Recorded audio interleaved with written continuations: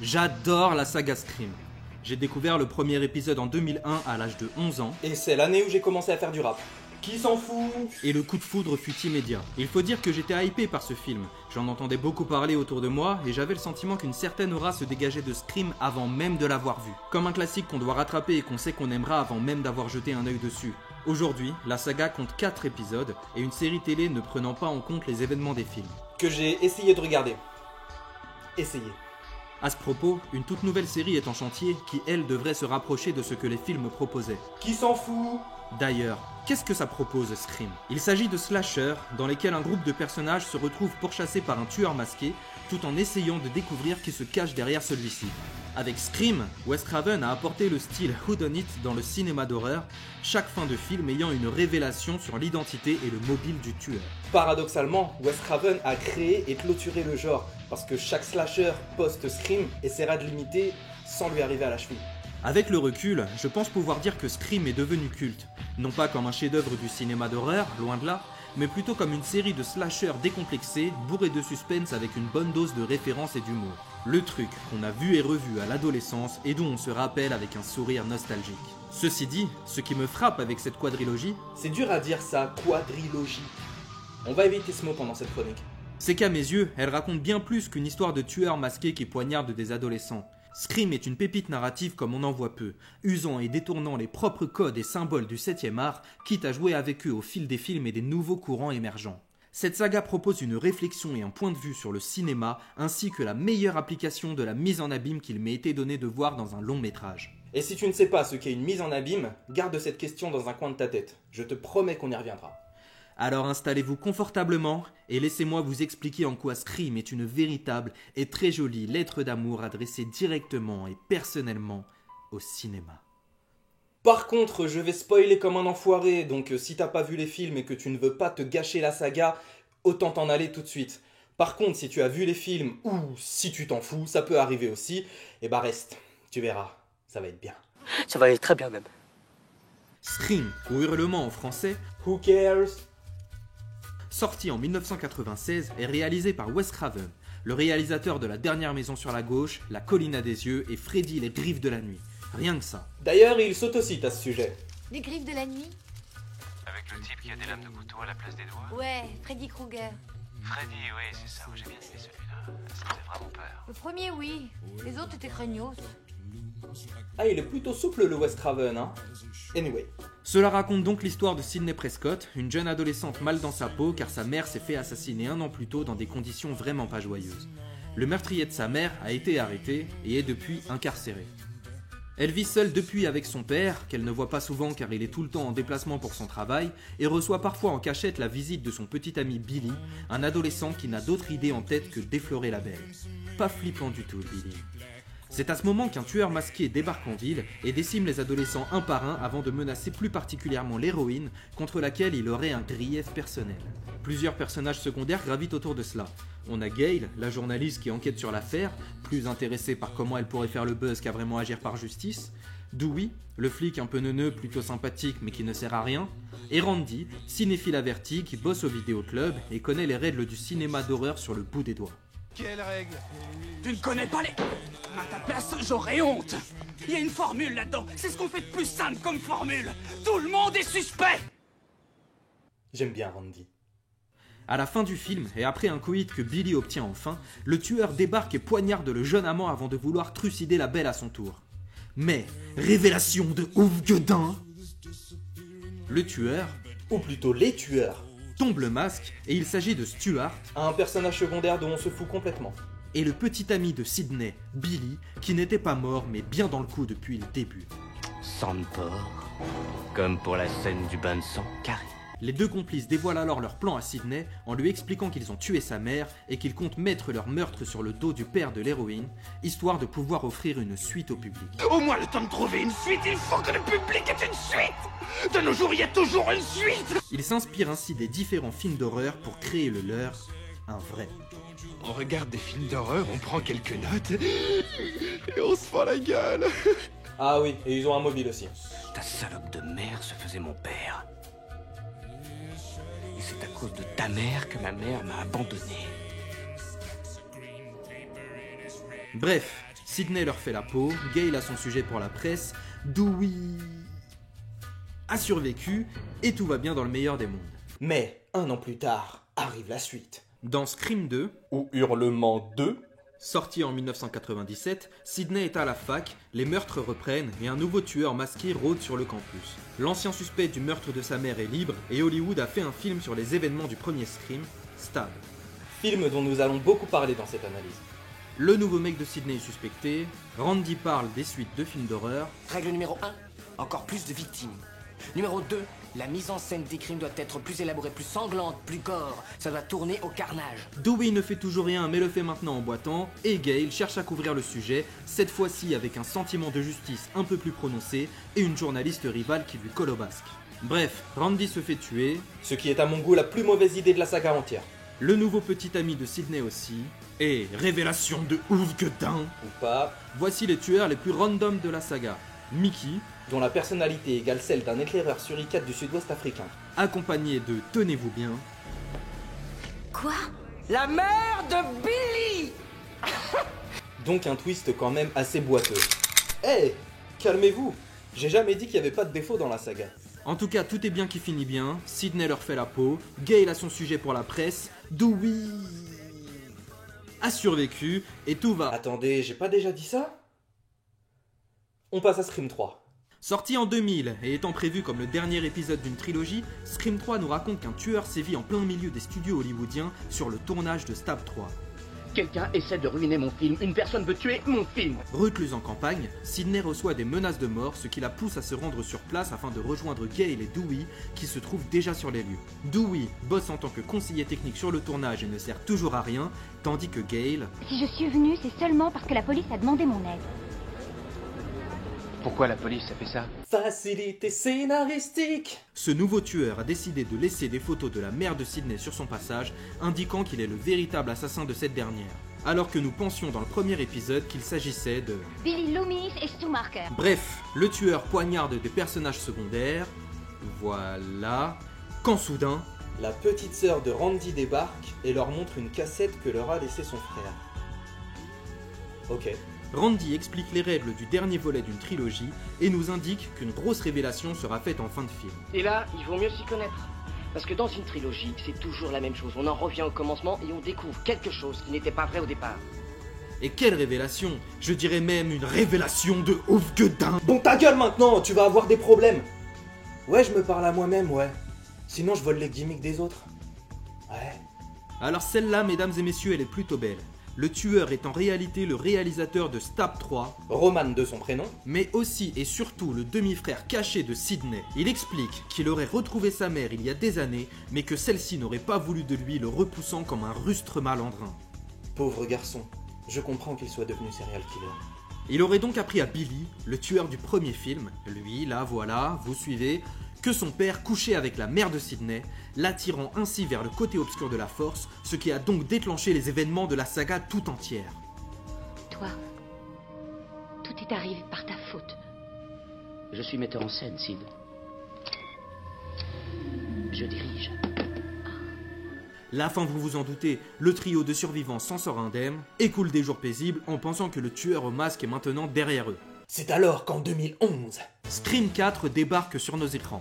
Quatrième et dernier opus de la saga, il nous raconte le retour de Sidney dans sa ville natale afin de dédicacer son dernier livre, mais le tueur se repointe, toujours dans l'idée d'éventrer la dame. Vous pouvez pas la laisser vivre tranquille à la fin, toujours là à vouloir poignarder les honnêtes gens. Elle retrouve Gale, aujourd'hui écrivaine en manque d'inspiration, Dewey, devenu shérif de la ville, ainsi que sa tante et sa petite cousine dont on n'avait jamais entendu parler auparavant. La jeune Jill et ses amis se font menacer. On crie, on court, on croit que le tueur est dans l'armoire, et on cherche toujours à survivre grâce au code du cinéma d'horreur, cette fois-ci en évoquant la notion de remake. Mais comment pouvez-vous affirmer que le tueur fait un remake? Les films Stab sont aussi présents, montrés cette fois-ci comme appartenant à une saga s'étant perdue dans ses suites et ses idées capillotractées. Stab 5, c'est le plus horrible avec son histoire de voyage dans le temps. Dans le dernier acte, Sidney se retrouve comme à son habitude en danger de mort lorsque... révélation de ouf! Twist surprenant. Jill, la petite cousine de Sidney, se trouve être le tueur, accompagné de son ami random. Il s'appelle Charlie, et il sert à rien. Son objectif? À Jill, pas à Charlie, car Charlie ne sert à rien. Est de tuer Sidney et mettre ses crimes sur le dos des personnages secondaires afin de devenir la nouvelle et unique survivante. T'as eu ton quart d'heure de gloire, maintenant je veux le mien! Pensant qu'elle a tué sa cousine, Jill est transférée à l'hôpital où elle réalise enfin son rêve, devenir la survivante au centre de l'attention. Cependant, ne l'entendant pas de cette oreille, l'héroïne, la vraie, toujours sur pied, finit par achever sa cousine en lui rappelant que les règles de la saga restent entre ses mains. T'as oublié la première règle du remake. On déconne pas avec l'original. Happy End, générique. Je ne comprends pas qu'à chaque fois que j'évoque Scream, personne ne voit que ces films parlent de cinéma. Pourtant, il faut rien d'autre. Chacun avec son propre message, son propre thème, jouant et détournant les limites de sa propre réalité. Alors, par quoi on attaque ? Je vais commencer par tenir ma promesse en vous parlant rapidement de la mise en abîme. C'est en 1603 qu'un certain William Shakespeare sort Hamlet, pièce de théâtre à succès. Et qui a inspiré le Roi Lion. Je déconne pas. J'ai dit ça au bac, la prof m'a mis 18. Dans Hamlet, donc, les personnages décident de monter une pièce de théâtre et de la jouer à la cour du roi. Ainsi, nous avons une pièce de théâtre dans une pièce de théâtre. Ce fut la première mise en abîme. Ce procédé a beaucoup été repris depuis dans la peinture, la littérature, les marques et bien sûr le cinéma. L'exemple le plus connu restant... Monumentale erreur. Last Action Hero. Si vous n'avez pas vu ce film, regardez-le tout de suite. Allez.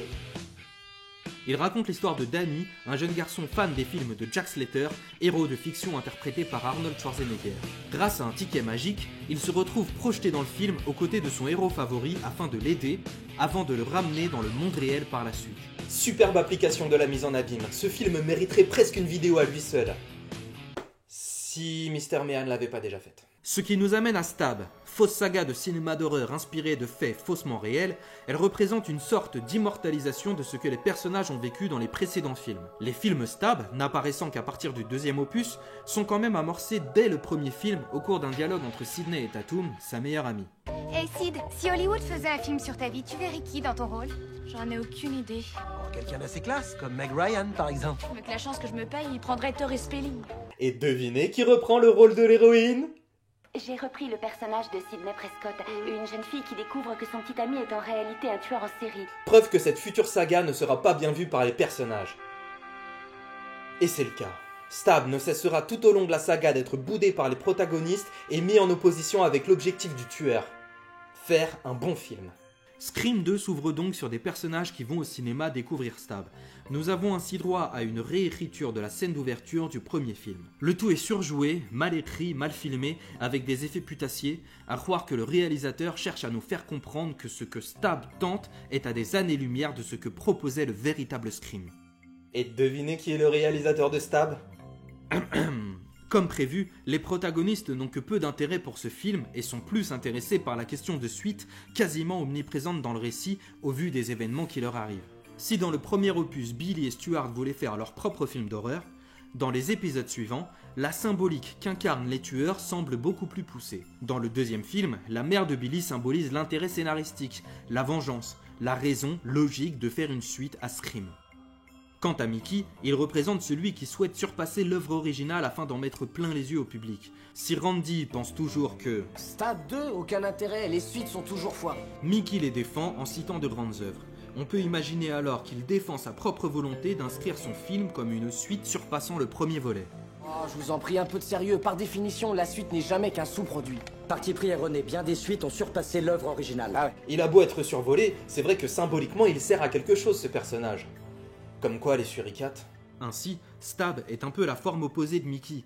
Là où le film reprend les événements du précédent pour nous les montrer tels quels mais en moins bien, ce tueur incarne le renouveau et la manière dont on peut avancer tout en restant fidèle à l'original. Tu crois qu'un malade essaye de reproduire Woodsboro ? Ça en a tout l'air. Woodsboro, c'est la ville dans laquelle se passent les événements du premier et du quatrième film. Je l'avais pas dit, je le dis, on enchaîne. Dans Scream 3, Stab 3 représente un peu la même chose. Les événements du film étant purement inventés par le studio, le tueur s'évertue à proposer sa version du film, une avec une raison d'être. En effet, le tueur assassine ses victimes dans l'ordre dans lequel elles meurent dans le scénario. Qui est tué ensuite? C'est toi.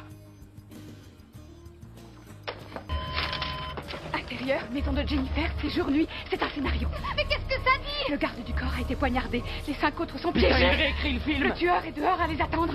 Soudain, le fax leur envoie des nouvelles de leur destin. Au point de pousser le vice jusqu'au bout. Je crains rien, c'est moi le tueur dans sa proie. Tu peux pas me tuer. Cependant, celui-ci décide, comme tous ses prédécesseurs, de faire son propre film et de remanier les règles et le scénario à sa manière. Étant la personne qui a provoqué la saga, tout est arrivé par sa faute, et la personne étant censée la conclure, il est le réalisateur de Stab 3, il est logique que Roman décide de créer son propre film pour aller à l'encontre des producteurs avides d'argent et de suite. En plus d'être opposé aux objectifs de Roman, Stab se paie aussi le luxe de proposer des doubles de nos personnages en bien moins intéressants. Ainsi, chaque héros se retrouve à un moment donné face à son double, qui peut parfois commencer à légèrement faire tomber la confusion des places. Gail Weathers saurait s'y prendre. Oh mon Dieu, je suis Angelina Tyler, je suis quoi? Si j'étais vous, je vérifierais que personne n'a saboté mes phrases. McGale serait beaucoup plus agressive. McGale suspecterait tout le monde. McGale serait beaucoup plus... ferme. On en arrive au point même où les personnages principaux doivent se justifier d'être eux-mêmes et prouver qu'ils sont plus réels que leur adaptation sur le grand écran. J'adore! Dans Scream 4, la saga des Stab est montrée comme devenue beaucoup trop longue et se perdant dans ses suites, en témoigne cette scène d'ouverture proche du génie. Quand le début de Scream 2 était une réécriture de Scream, Scream 4 s'ouvre sur les différentes ouvertures des 2 derniers films Stab. Tu réfléchis trop. Vraiment, ou est-ce que ceux qui font ça réfléchissent pas assez? Voilà pourquoi je regarde pas ces films. A contrario de cette fausse saga et de ses suites, le tueur cherche à explorer la notion de remake en ciblant un nouveau groupe de jeunes et principalement Jill, faisant passer Sidney légèrement au second plan. Car oui, bien qu'étant le tueur, c'est bien elle sa propre cible. Tordu. Stab et le tueur s'opposent maintenant au sujet de l'héritage de la saga. Stab veut la poursuivre sans fin, et le tueur veut la rebooter. Tu captes toujours rien! Mon but n'a jamais été de te tuer. C'était plus de devenir toi. À l'heure où Vendredi 13, Halloween et Freddy ont connu tous d'innombrables suites, les années 2000 et 2010 sont sonnées pour ces films comme l'heure du remake. Et à une époque où les suites ridicules s'enchaînent, le remake peut parfois être une bonne solution. J'ai dit parfois. Il est donc intéressant de constater ici que les 2 écoles s'opposent. Les suites sans fin et les remakes. Et Scream 4, bien que restant une suite, est inévitablement un presque remake du premier opus.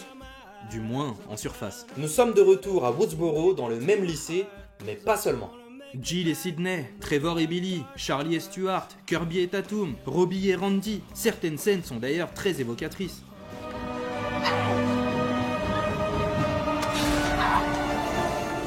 Et je vous avoue que la première fois qu'on voit le film, cela fonctionne. On se prend à cette notion d'héritage pour la nouvelle génération, au point de se dire que Jill a peu de chances de mourir, vu qu'il faudra sans doute assurer les suites derrière. Un peu comme Creed, où Rocky assure le passage de flambeau au fils de son ancien rival. Scream 4 nous met naturellement sur une fausse piste, et la fin est équivoque, rappelant que cette saga n'appartient à personne d'autre que ceux qui l'ont fait. Règle numéro 1 du remake. On déconne pas avec l'original. Allez dire ça à MTV. Dans cette saga, le tueur ne s'oppose pas au film Stab uniquement. Il lui arrive parfois de détourner les règles du cinéma d'horreur à son avantage. Tuer des gens qui sont supposés survivre selon les règles. Le public actuel a totalement intégré les règles originelles. Du coup, le contre-pied devient le nouveau standard. En fait, le seul moyen à peu près sûr pour survivre dans un film d'horreur actuellement, c'est d'être plus ou moins gay. Non, non, tu peux pas, il y a des règles. Je suis gay. Enfin, si ça peut aider. Ne pas hésiter à sortir d'une pièce en disant « Je reviens tout de suite !» alors qu'on sait que la règle interdit de le faire, ou encore pratiquer le sexe. Dans Scream, les tueurs maîtrisent absolument tout ce qui leur arrive dans le but d'aller à leur fin, proposer un bon film aux spectateurs. Il est donc normal qu'ils puissent jouer avec les règles, les détourner et les tourner à leur avantage afin de nous surprendre. Cependant, les tueurs ne sont pas les seuls à interagir avec les règles du cinéma. L'ensemble des personnages de Scream essaie perpétuellement de comprendre, modifier ou analyser les règles. Pourquoi ? Parce qu'ils sont eux aussi acteurs et spectateurs de leur propre saga. Je capte 0% de votre putain de charabia. Les personnages des films Scream vivent dans un monde en apparence similaire au nôtre. On y regarde des films, va au vidéoclub et regardons la télévision. En revanche, les protagonistes passent leur temps à parler de cinéma et à agir parfois comme s'ils avaient conscience d'être les acteurs d'un film. Dès le premier épisode, Randy explique qu'il y a certaines règles immuables à respecter si on souhaite rester vivant jusqu'au mot fin. Et quand Sidney remet en doute ce fait, voilà ce qu'on lui dit. On n'est pas dans un film. Mais si, on est dans un film. La vie, c'est ça, un grand film où tous les genres se mélangent. Nous ne sommes jamais que des figurants. Et voici la dernière réplique de Scream 2. Eh bien, qu'est-ce que je pourrais vous dire? Une chose est sûre au moins, ça fera un putain de film. Merci. Encore une question. C'est pareil dans le 3. Quand Sydney était prise de doute sur la manière dont régler la situation, elle demande quoi aux flics? Vous vous y connaissez en trilogie? Tout ce que je sais à propos des trilogies, c'est que dans le 3e, il n'y a plus rien dessus. Imaginez ça une seconde dans votre tête. Vous êtes menacé par un serial killer, vous êtes dans un commissariat, et la seule question que vous trouvez à poser à l'inspecteur est celle-ci. On va pas se mentir, le monde de Scream, c'est plus proche d'un Roger Rabbit que d'un Halloween. D'autre part, l'aspect méta-cinématographique de Scream se traduit aussi par le fait que les personnages se retrouvent toujours à un moment devant un écran à regarder des événements qui les concernent. De cette scène, où les jeunes dans le canapé semblent voir ce qui se passe dans la chambre, Attention, l'inévitable gros plan sur les nichons.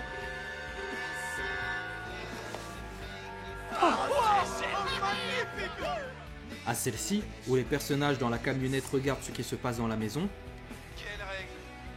Tu ne connais pas les... Oh. À ta place, j'aurais honte. Quel ennui. parfois même en nous faisant directement écho, nous qui regardons un film d'horreur en ce moment même. Derrière toi. Il est derrière toi. Gale et Dewey décident de revoir les rushs afin d'identifier un suspect et se font filmer à leur tour. Randy aide nos personnages depuis une cassette vidéo et se permet même de répondre à nos héros. Et que me faire dépuceler par Karen Kolchak au vidéoclub était peut-être pas une bonne idée. Karen Kolchak? Oui, Karen Kolchak. Ce boudin? La ferme. C'est une gentille fille, vu? Robbie possède une webcam connectée et Dewey regarde l'écran d'ordinateur pour surveiller où est Gale et la prévenir en cas de danger. Gale! Gale, derrière toi! Ouais, allô? Ouais, j'ai pas de transition là. Bah, je voulais parler de Sydney, me déguiser en tueur et dire où est-elle? Et puis ça me faisait la transition quoi. Bah non, le costume de Ghostface on le trouve qu'à Halloween. Puis 45 € sur le bon coin. On s'en fout? Ok. Sydney. Après ses analyses sur le tueur et son rôle et la réalité du monde de Scream, que reste-t-il à dire sur l'héroïne de cette saga? C'est une victime. Rongée par le deuil, la solitude, la peur et le remords d'avoir causé indirectement la vie de plusieurs de ses amis, Sydney mérite bien son surnom de survivante. Son arc narratif n'évolue pas beaucoup dans la saga, sauf dans Scream 3. Du coup, je vais me concentrer sur celui-ci. Dans ce film, Sydney vit seule comme une recluse, est prise d'hallucinations dues au choc post-traumatique des événements des deux premiers films, ça se comprend, ainsi qu'au fait qu'elle n'a toujours pas réussi à faire le deuil de sa mère. Elle s'enferme chez elle, aide des personnes au téléphone mais ne cherche pas à parler de ses problèmes et ne cherche pas à aller mieux. Quand le tueur revient, la réalité de Sydney est remise en doute. Le tueur décide de torturer psychologiquement la belle et de la faire douter de sa réalité. Comment je sais que leurs voix sont Bien réel. Comment savoir si tu n'entends pas des voix? Comment savoir si je ne suis pas le fruit de ton imagination, caché dans un coin de ta tête? Et faut dire que la police n'aide pas beaucoup non plus. Je suis désolé. Il était là, c'est vrai, c'est vrai. Je te crois. Qu'est-ce qui s'est passé? Kate? Y a personne là-haut. En apprenant la vérité et en tuant son demi-frère, Sydney obtient des réponses à ses questions, ainsi qu'un soutien de ses amis auprès de qui elle décide de se rapprocher, au point de réussir à guérir. Scream 4 sonne pour elle comme le round d'honneur, dans lequel on s'investit tout en sachant que la majeure partie des événements sont derrière nous. Sydney lutte, mais sait que le tueur, quel que soit son mobile, ne viendra pas rouvrir ses précédentes cicatrices. Voilà, je crois qu'on a fait le tour. Je ne vous dirai pas que j'ai tout traité car il faudrait une vidéo de 2 heures pour cela, mais j'espère avoir réussi à vous démontrer en quoi Scream parle de cinéma et lui montre tout son amour de la meilleure manière qu'il soit, le symbolisme. Comme je l'ai dit en introduction, Scream est à la fois précurseur et tueur d'un genre. Autrement dit, il est son propre genre. Je ne pense pas que Scream 5 se fera. Étant donné le décès de Wes Craven en 2015 et l'annonce d'une toute nouvelle série, je dirais que son avenir se trouve plutôt à la télévision. Voilà, c'est tout pour moi. Il ne me reste plus qu'à vous remercier chaudement pour avoir regardé cette vidéo. Comme d'habitude, je vous invite à liker, à commenter, à partager et à vous abonner à la chaîne si ce n'est déjà fait. Cette vidéo m'a demandé énormément de travail, mais je voulais vraiment la faire. Bien avant de créer cette chaîne YouTube, je pensais déjà à faire une vidéo sur la saga Scream, ou en tout cas en parler quelque part. C'est maintenant chose faite. Je me sens beaucoup mieux, mais on s'en fout. Allez les gars, prenez soin de vous. Quant à moi, je vous dis salut!